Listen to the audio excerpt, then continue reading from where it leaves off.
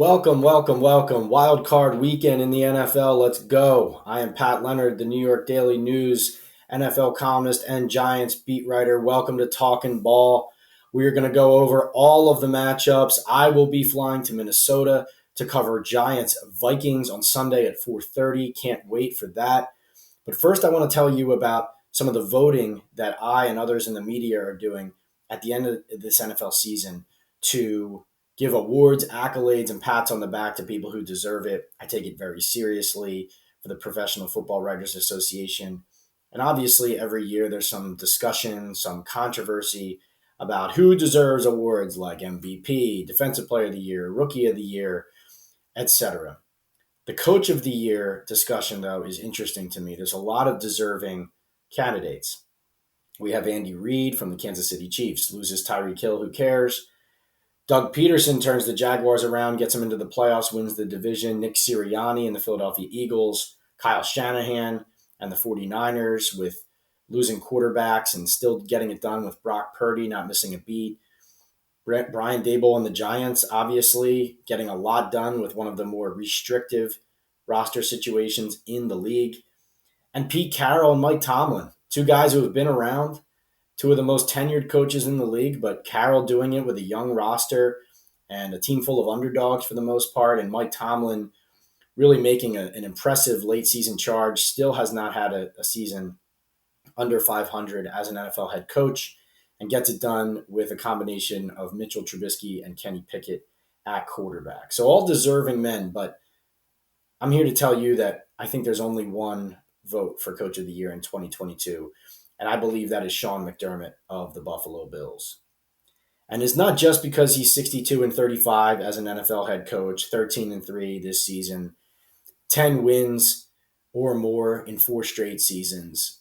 Yes, wins are important. Yes, filling the stands is important. All of those things come with being an NFL head coach. But the bottom line is this. Coach of the Year should award leadership. It should award someone's ability to rise to the occasion in one of the most difficult moments and do one of the more impressive jobs of the season. And Sean McDermott's initial reaction and his management of the situation in Cincinnati when Damar Hamlin went down. That's everything you want an NFL head coach to be. McDermott has never won this award. You could argue he should have won it in the past already. He's due to win this award, to receive praise for what he's done in Buffalo for so many years.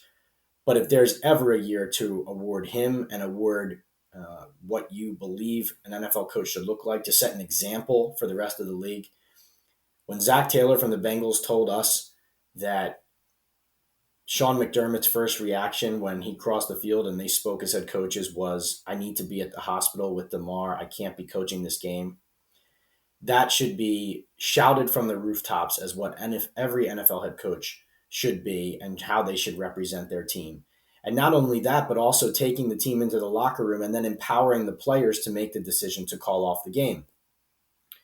Of course, the league should have done that earlier, but Sean McDermott's recognition of the fact that his players were hurting and that they were humans with empathy and emotions for a difficult time, putting it in the hands of his captains and letting them decide that it would not just not be appropriate, but also that they couldn't, given how much they were feeling and hurting for their brother. All of those things are the reason why I believe Sean McDermott should be the NFL's Coach of the Year for 2022. Now, I want to tell you a little bit about Bet Online. Bet Online is our sponsor here. We're very grateful to have them. And obviously, as we get into the playoffs, this is where we're going to be using all of our odds to talk about the NFL wildcard games. And I will be picking against the spread in our final segment, Pat's Picks. But first, Bet Online remains your number one source for all of your betting with sports this season. Everything from the NFL and bowl season to esports, you'll always find the latest odds, team matchup info, player news, and game trends at BetOnline. BetOnline features live betting, free contests, and live scores for almost any sport or game imaginable. We're the fastest and easiest way to bet all your favorite leagues and events. Head to betonline.ag to join and receive your 50% welcome bonus with your first deposit. Make sure to use promo code BELIEVE, that's all caps, BLEAV, to receive your rewards. Bet online, where the game starts. I'm going to stay on the NFL head coaching topic, but move on to Black Monday and people who are still on the hot seat.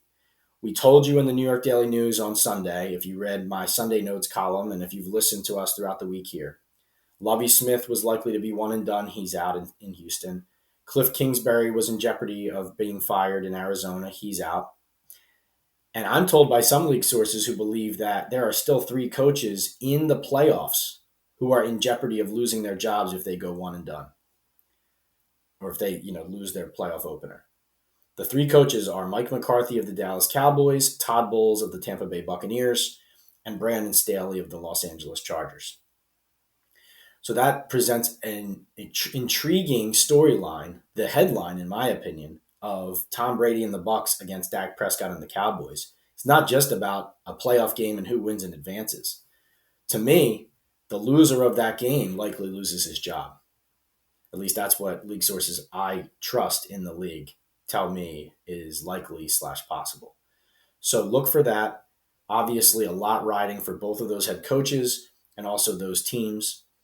I frankly believe that as much as Mike McCarthy has won a lot of games this season, he needs to prove beyond a shadow of a doubt for Jerry Jones that he's the right guy to coach them in these big moments.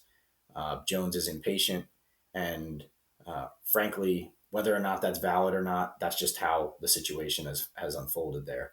And Brandon Staley in Los Angeles did a good job getting the Chargers in, but with Justin Herbert, the Chargers, for good reason, I think, believe that they should be contenders. And of course, Mike Williams got banged up in the regular season finale, which wasn't necessary.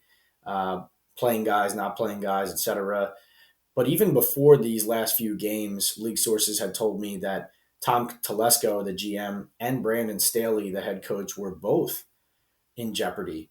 And of course, they make the postseason. That was an important part of trying to save their jobs.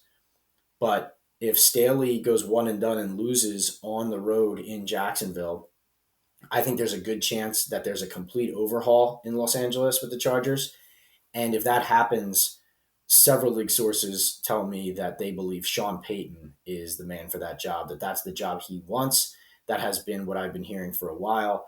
And if they fire Telesco and Staley, that would be Sean Payton most likely to the Chargers. Of course, he's been interviewing with the Denver Broncos.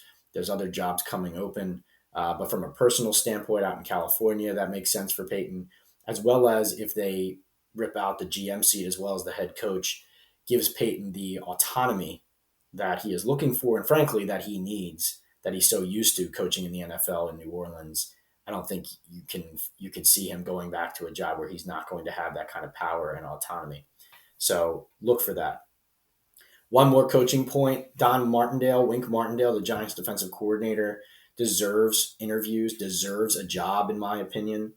If some of these owners are going to hire guys like Urban Meyer and Nathaniel Hackett, and just to give a couple examples here, and even, let's just face it, even guys like Matt LaFleur, Zach Taylor, Arthur Smith, guys who did some impressive work, but are young, are inexperienced, are still learning on their jobs, still have plenty of flaws as well.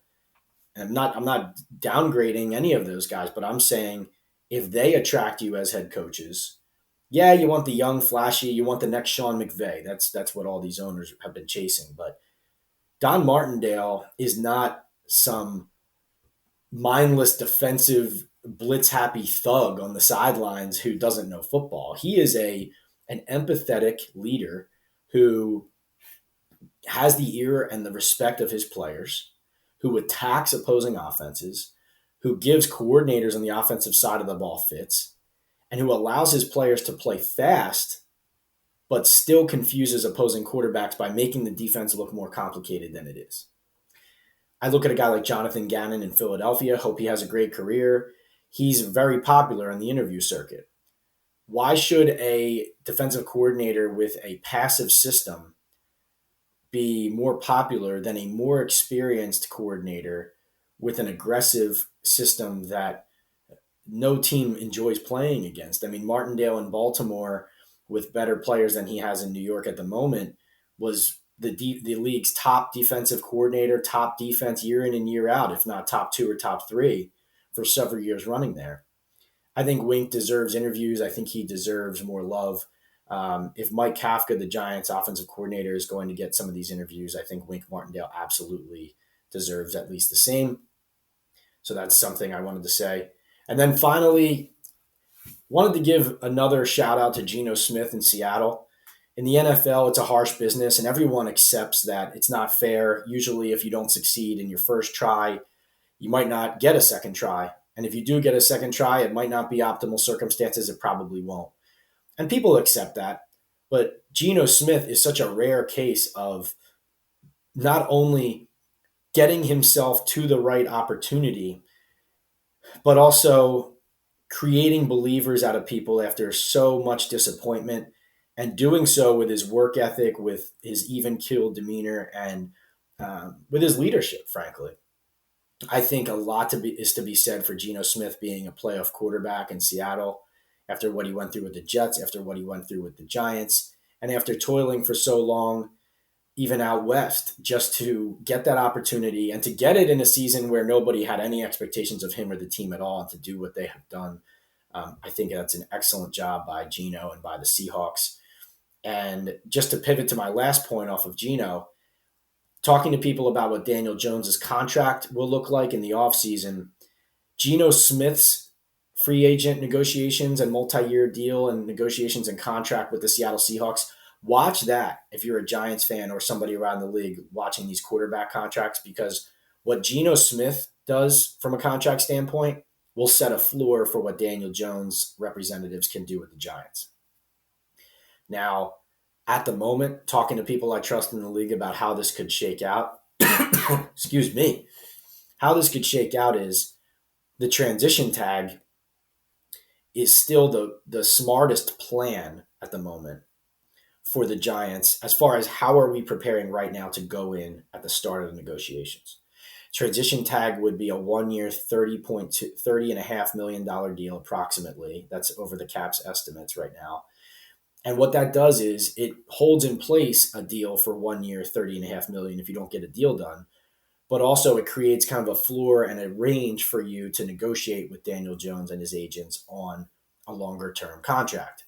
Now, Jones, if he wins in Minnesota in the playoffs, could maybe force the Giants' hands to bump that up from the transition tag to the franchise tag, which would be $32.5 million for a 1 year deal if they don't get a multi-year extension.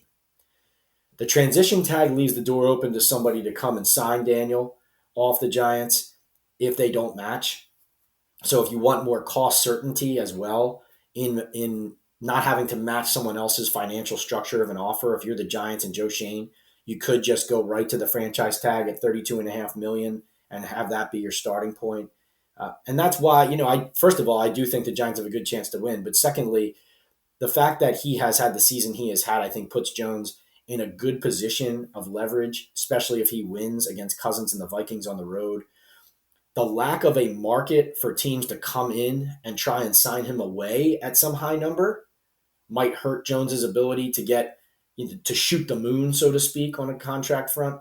But people I trust in the league believe that eventually he could negotiate and find himself towards a 3-year, $100 million deal. So that'd be 33.5 or 33.3 million per year on average, and then get maybe anywhere from 60 to 75 million guaranteed. And a lot of the guarantees, or most of the guarantees, would be loaded into the front 2 years.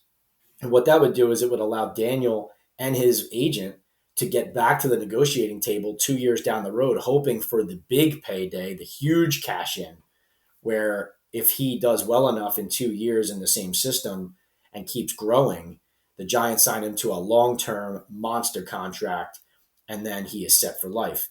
So when you look at Daniel Jones's decision as well, maybe there's a lack of a market for someone to come in and poach him for $40 million and force the Giants' hand there. But also from Jones's standpoint, you have to think there's not much incentive to leave New York, because if you're in New York, you've finally found maybe a coaching staff that knows how to harness your ability and get the most out of you. And you've had all of this turnover, offensive coordinators, different systems, different head coaches. And now you finally have a chance to maintain stability. And so for Daniel Jones, is it worth it to force the Giants' hand towards the $40 million a year number when getting closer to 35 or a little bit under 35 still gets you a significant payday because you're getting 60 to 75 million in guarantees, probably between 65 and 70. And then you're getting that money and that money's there. And then you also have an opportunity to continue to grow. We'll see if the market changes. There's a lot of teams who have quarterback needs who are drafting at the top of the NFL draft. So that's another thing. They can get more cost certainty and cheaper quarterbacks for longer control than they would having to pay Daniel Jones, who did have a good season, but just had one encouraging year that, hypothetically some GM out there could say, well, yeah, no, that was a good season, but do I know he's going to do that for the next three under a new head coach and in a new system over here in this new city? All of that is to say Jones has earned his way to a new deal. Those are the parameters of what it would/could look like. And this is just a fascinating time of year that's only going to ramp up as we get deeper into the playoffs. We're going to do 2 podcasts this week. We're going to split them into 2. Busy week for everybody. So I'm going to go solo here and move right over to Pat's picks, and I'm going to break down all of my picks against the spread via the spreads at betonline.ag and talk through all of these matchups. And then we're going to come back later in the week with a meaty playoff preview, and we're going to dive further into these matchups on Wild Card Weekend. But stick around. We'll be right back with Pat's picks. All right, welcome back to Pat's Picks. Let's get into the Wild Card Weekend matchups. All of these lines are courtesy of betonline.ag. I'm going to start with the Niners -7.5 against the Seattle Seahawks. The Niners are at home. I like the Seahawks here as the underdog. With this large spread, I understand the Seahawks have not played well down the stretch, and the Niners look like a Super Bowl contender. I do believe the Niners win this game. Could be some bad weather here. There's some bad weather possibly in the forecast. Seahawks only lost to the Niners by 8 when they played recently. That game, of course, was in Seattle, not on the road at the Niners, so that could be a factor. But I do believe that Pete Carroll's coaching will prevent this from being a blowout, as well as even if the Niners are up significantly at some point, Geno Smith could help throw them back into a more respectable score. I mean, we're not talking about a Seahawks offense with their receivers, with their weapons, Kenneth Walker, Lockett, Metcalf, et cetera, and the way Geno played most of the season. We're talking about an offense that can move the ball a little bit. The Niners defense obviously is fierce. I think San Francisco wins and advances, but I like Seattle to cover 9.5 on the road. The next one I think might be my best bet. The Jaguars are +2 at home against the Chargers. Man, I really like the Jaguars here. I love the Jaguars here. I think that this line looks like an overreaction to me to the Jaguars just eking by the Titans last week. And frankly, I think that, first of all, Trevor Lawrence missed a couple really easy throws that he does not normally miss, and the score wouldn't have been as close.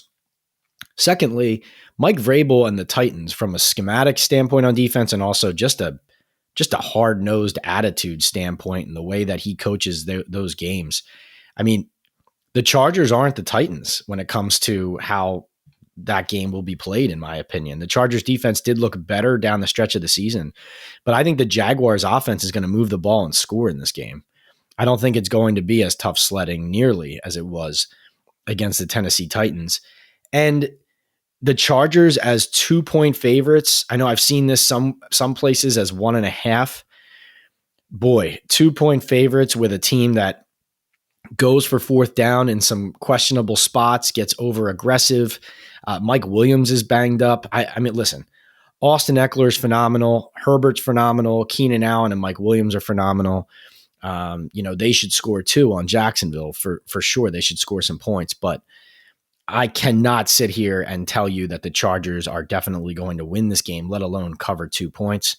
And it wouldn't surprise me if this line by the end of the week we're down closer to pick 'em. Bills are -9 against the Dolphins. This is a large spread, and yes, there could be a letdown from an emotional standpoint from Buffalo after such a high against New England and the amazing response that the team had to the Damar Hamlin situation and kind of the uplifting nature of his health updates. But the likely absence, I should say, we don't know, of Tua Tagovailoa, to me here is just, it's too hard to ignore. Tyreek Hill, the danger with a 9-point spread is Tyreek Hill, Jalen Waddle, and the Dolphins, they're just one play away at all times from, like let's say the Bills are up 15 points. Tyreek Hill could go 80 yards and the Dolphins could cover in an 8-point loss, right? So that's dangerous. I probably would wait on this game until the last minute to bet on it, to find out not only what the line is, but also who's playing and or who's trending towards playing and who's not. But at the moment, Bills -9 at home against the Dolphins team without Tua, not knowing who their quarterback is really at the moment. I like the Bills. The Giants +3 at the Vikings. Man, I like the Giants here. I like the Giants a lot. I think they can win this game. I think they will win this game. Of course, it's easy to sit there and say, well, they should have beaten them last time. They just got to clean it up and they'll beat them this time. Obviously isn't going to be that simple against Dalvin Cook, Justin Jefferson.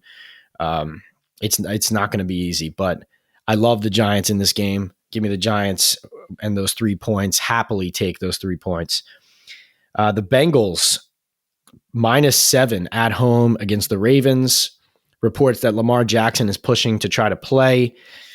Everything that's coming out of Baltimore, though, says that he's not healthy and he's not ready. So even if he does play, it doesn't sound like he's going to be himself.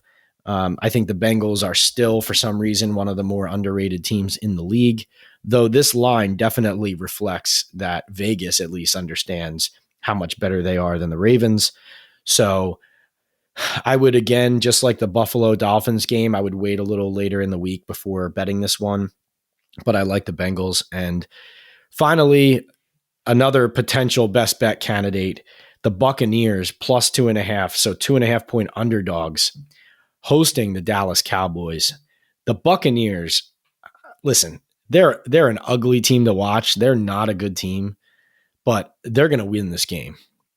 And like I said in our opening segment, I think the losing coach of this game gets fired. So Mike McCarthy, Todd Bowles' jobs are on the line.